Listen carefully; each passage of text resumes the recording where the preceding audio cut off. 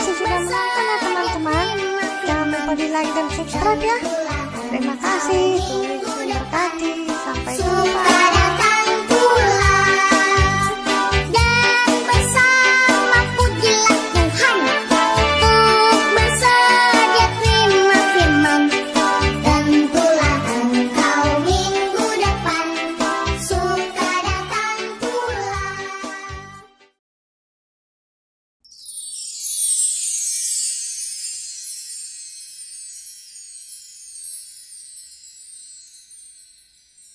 Shalom adik-adik. Nah, Lause yakin semua dalam kondisi yang sehat dan bahagia serta dalam perlindungan Tuhan. Nah, adik-adik, hari ini kita akan melaksanakan ibadah online. Nah, mari kita mempersiapkan hati kita. Kita mau naikkan satu buah pujian, yaitu Bless the Lord, oh my soul. Mari kita puji Tuhan. Kita persiapkan hati untuk menyembah Tuhan, memuji Tuhan hari ini. Siap adik-adik? Tuhan Yesus berkati.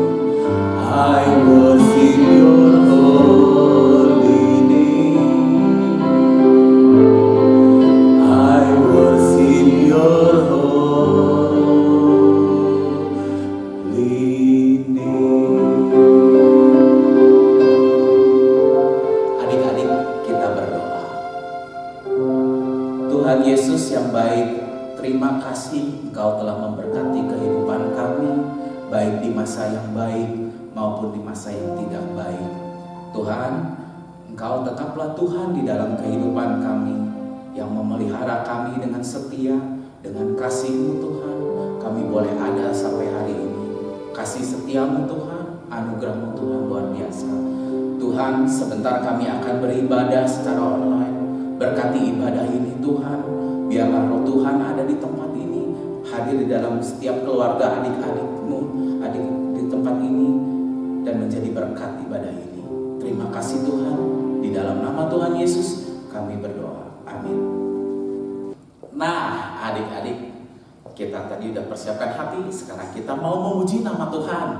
Nah adik-adik, kita harus menempel pada pokok anggur yang benar. Nah, Lause tahu, adik-adik pasti tahu jawabannya. Siapa pokok anggur yang benar di dalam kehidupan kita? Pasti Tuhan Yesus kita yang luar biasa. Yes, bilang yes adik-adik.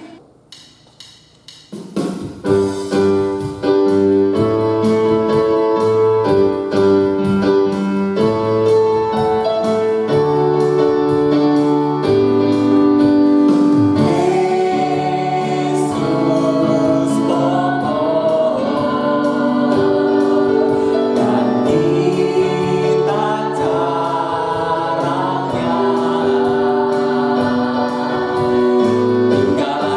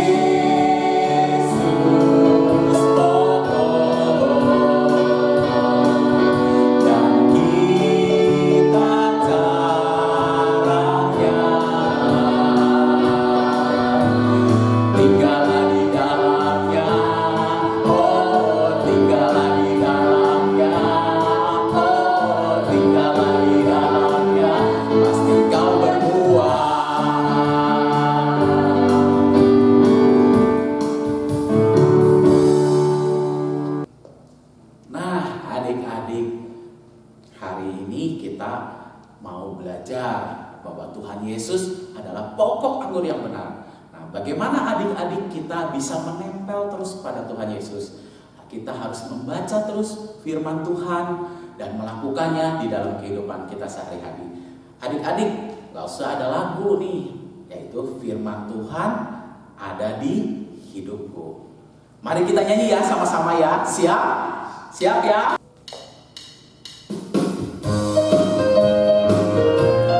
Ayo adik-adik kita nyanyi yang semangat ya. Sing.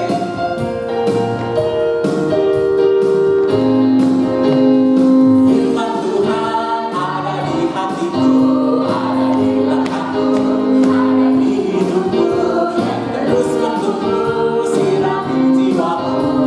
Berdua, berdua, berdua, berdua, berdua, berdua, berdua,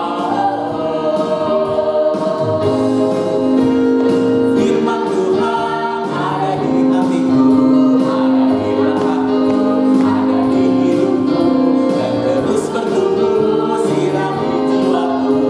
Berdua, berdua, berdua, berdua, berdua, berdua, berdua, berdua. Satu kali lagi adik-adik ya. Firman Tuhan ada di hatiku, ada di langkahku, ada di hidupku, dan terus bertumbuh sirami jiwaku. Berdua, berdua, berdua, berdua, berdua, berdua, berdua, berdua.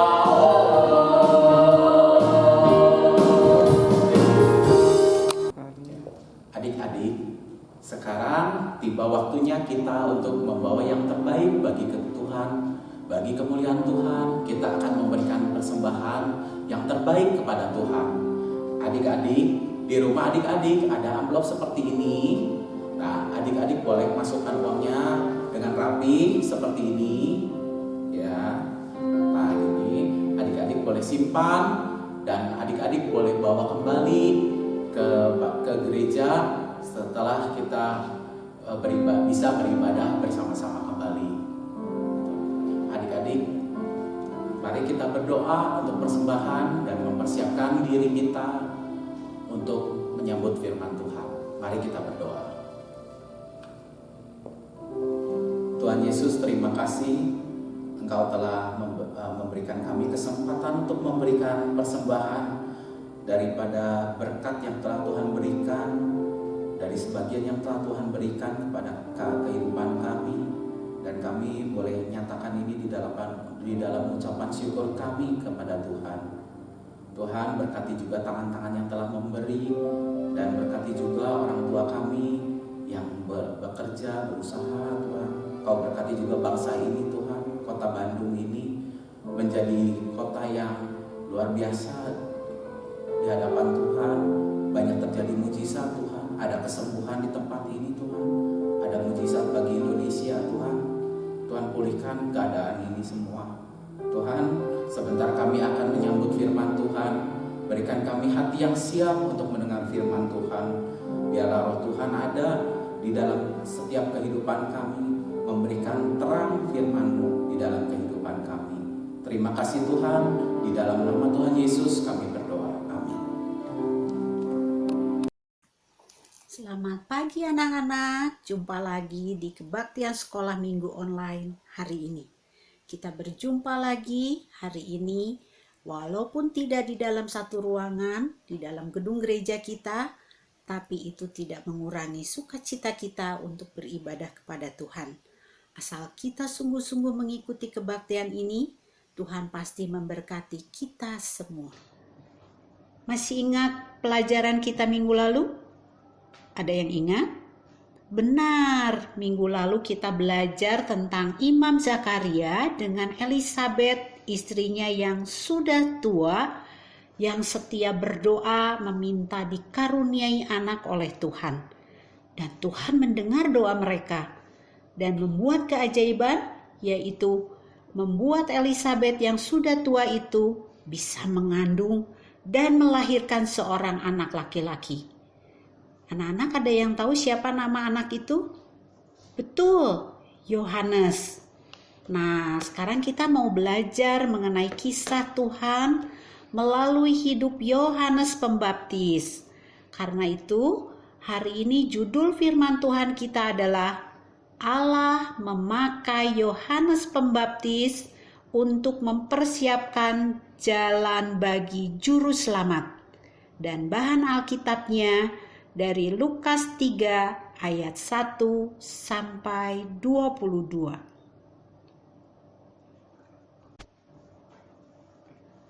Ayo anak-anak, kita mulai ceritanya. Anak-anak, Yohanes Pembaptis itu memiliki hal-hal yang sangat menarik di dalam hidupnya, yang membuatnya menjadi pribadi yang unik dan khusus. Di mana sih menariknya kehidupan Yohanes Pembaptis itu? Yang pertama, tempat tinggal Yohanes Pembaptis enggak seperti biasanya orang mau tinggal. Ada yang tahu anak-anak di mana Yohanes Pembaptis tinggalnya? Betul, di padang gurun. Seperti dikatakan dalam Lukas 1 ayat 80 mengenai hal ini. Adapun anak itu bertambah besar dan makin kuat rohnya. Dan ia tinggal di padang gurun sampai kepada hari ia harus menampakkan diri kepada Israel. Nah anak-anak, ada nggak yang mau tinggal di padang gurun seperti Yohanes Pembaptis? Biasanya sih kita maunya tinggal di tempat yang sejuk dan indah. Nggak yang panas dan gersang seperti di padang gurun ya. Yang kedua, yang menarik dari Yohanes Pembaptis adalah cara berpakaian dan makanannya. Ada yang tahu seperti apa cara berpakaian dan makanannya? Betul sekali. Yohanes Pembaptis memakai jubah bulu unta. Ikat pinggangnya dari kulit dan makanannya belalang serta madu hutan. Itu ada di dalam Markus 1 ayat 6. Nah, anak-anak, bisa bayangkan hidup di padang gurun yang panas dengan memakai jubah dari bulu unta. Wah, pasti gerah sekali ya. Tapi itulah Yohanes Pembaptis, sangat unik dan menarik. Namun, selain tempat tinggal, pakaian, dan makanannya, ternyata ada yang lebih menarik lagi dari kehidupan Yohanes Pembaptis. Apa itu anak-anak?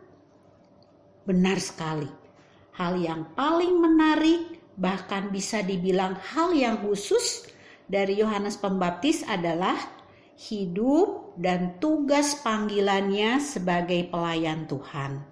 Seperti apa itu? Mari kita lihat. Anak-anak, tahukah kalian, ternyata kelahiran Yohanes Pembaptis itu sudah dinubuatkan berabad-abad sebelumnya oleh Tuhan melalui Nabi Yesaya. Nabi Yesaya bernubuat, katanya, Ada suara yang berseru-seru di padang gurun. Persiapkanlah jalan untuk Tuhan, luruskanlah jalan baginya. Setiap lembah akan ditimbun, dan setiap gunung dan bukit akan menjadi rata. Yang berliku-liku akan diluruskan, yang berlekuk-lekuk akan diratakan. Dan semua orang akan melihat keselamatan yang dari Tuhan.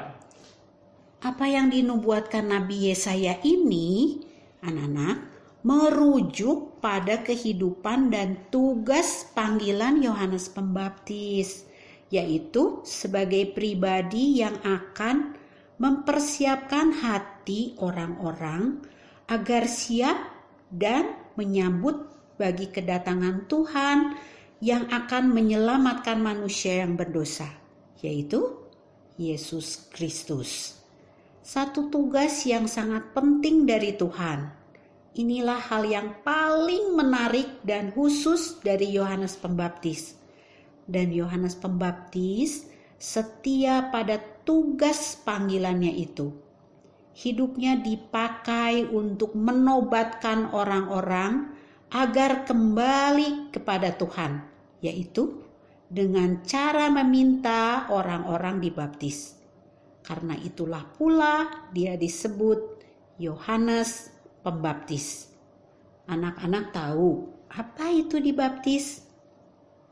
Ya, betul. Baptis adalah lambang bahwa kita bertobat dan mau menjadi umat kepunyaan Tuhan.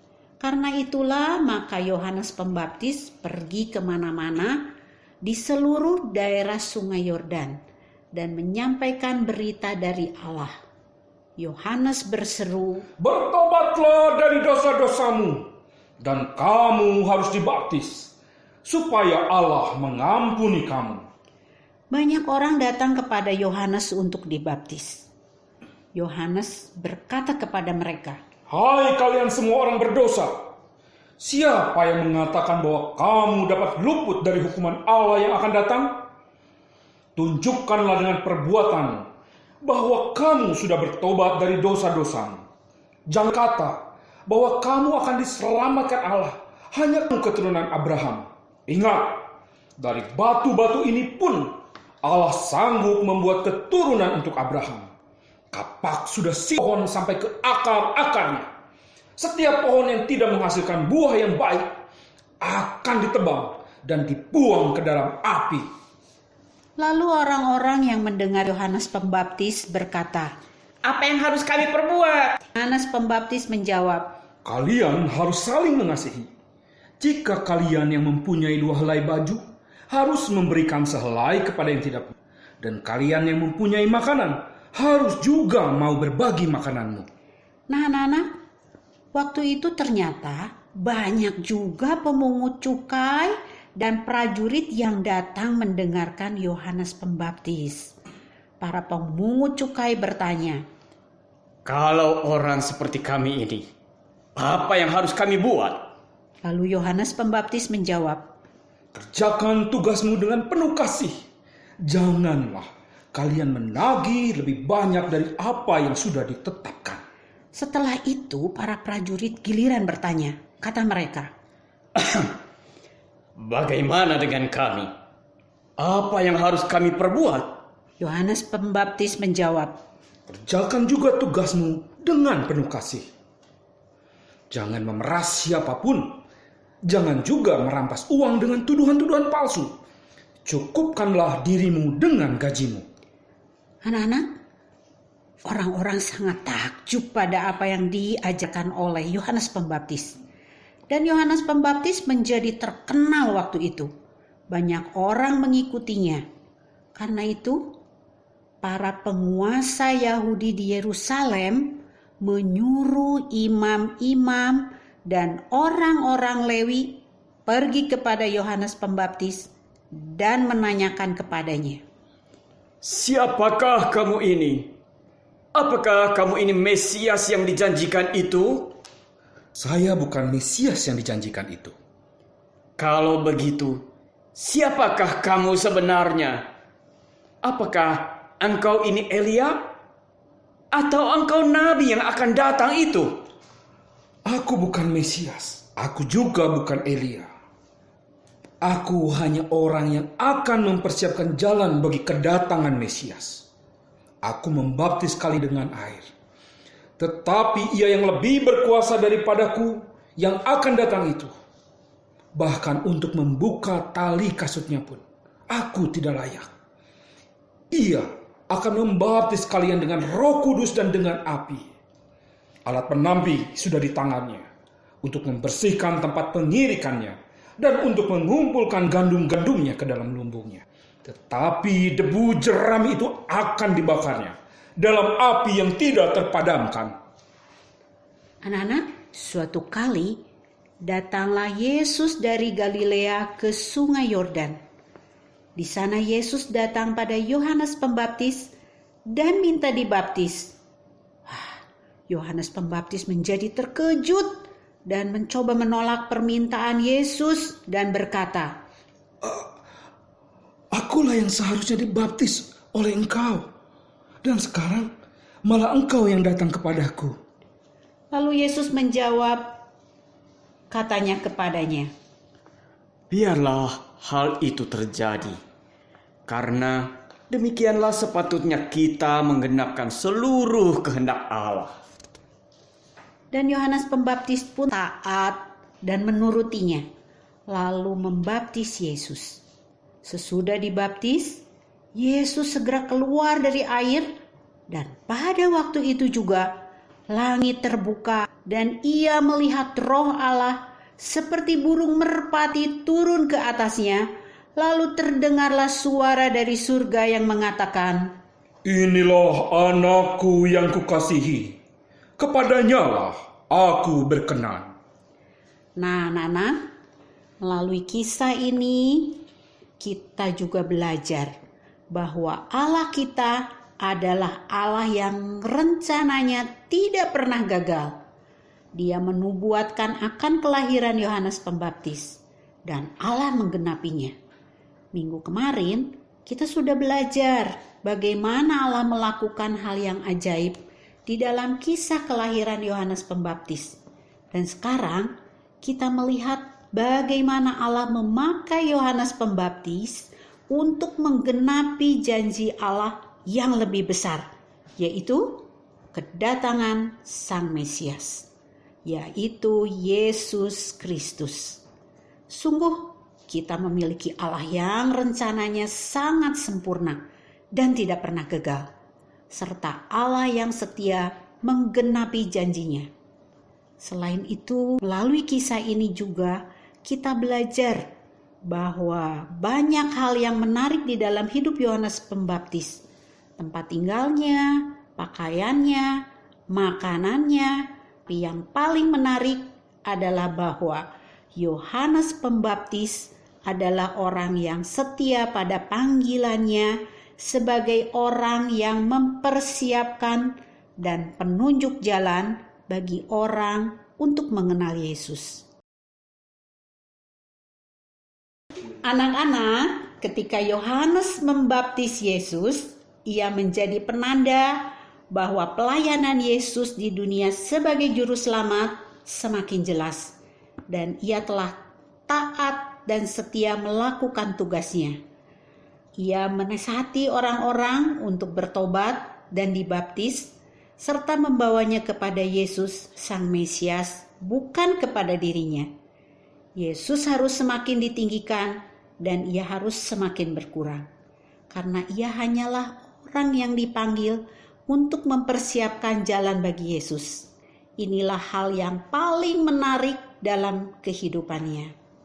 Anak-anak, sama seperti Yohanes Pembaptis yang dipanggil untuk membawa orang pada Yesus, kita juga sebenarnya sama, dipanggil untuk membawa teman-teman kita untuk mengenal Yesus. Karena itu, cobalah ceritakan tentang Yesus kepada teman-temanmu, tentang kisahnya dan kasihnya kepada kita, di mana Yesus mau mati menebus dosa kita. Oke anak-anak, demikian cerita minggu ini, yaitu tentang Allah memakai Yohanes Pembaptis untuk mempersiapkan jalan bagi kedatangan Juru Selamat. Pasti ada kebenaran yang sudah kalian dapat minggu ini. Dan itu sangat penting kita simpan di dalam hati kita untuk menjadi panduan hidup kita. Anak-anak, ayat hafalan minggu ini terambil dari Yohanes 3 ayat 30 yang berbunyi, Ia harus makin besar, tetapi aku harus makin kecil. Ini adalah perkataan Yohanes Pembaptis yang sadar bahwa hidupnya adalah untuk meninggikan Yesus, bukan dirinya. Sikap Yohanes Pembaptis ini harus kita miliki. Ayo, anak-anak, kita ulangi ayat hafalannya. Yohanes 3 ayat 30. Ia harus makin besar, tetapi aku harus makin kecil. Oke anak-anak, sampai di sini sekolah minggu kita. Sampai jumpa minggu depan. Tuhan memberkati. Dah. Adik-adik, tadi kita sudah dengar semua firman Tuhan. Nah, di Adik-adik, mari kita berdoa untuk menutup ibadah kita hari ini. Mari kita berdoa. Tuhan Yesus, terima kasih Engkau telah memberikan kami firman Tuhan. Tuhan, kiranya firman yang telah Tuhan berikan boleh menjadi rema di dalam kehidupan kami. Tuhan, berkatilah kedua orang tua kami, gereja tempat di mana kami beribadah, juga bangsa dan negara kami.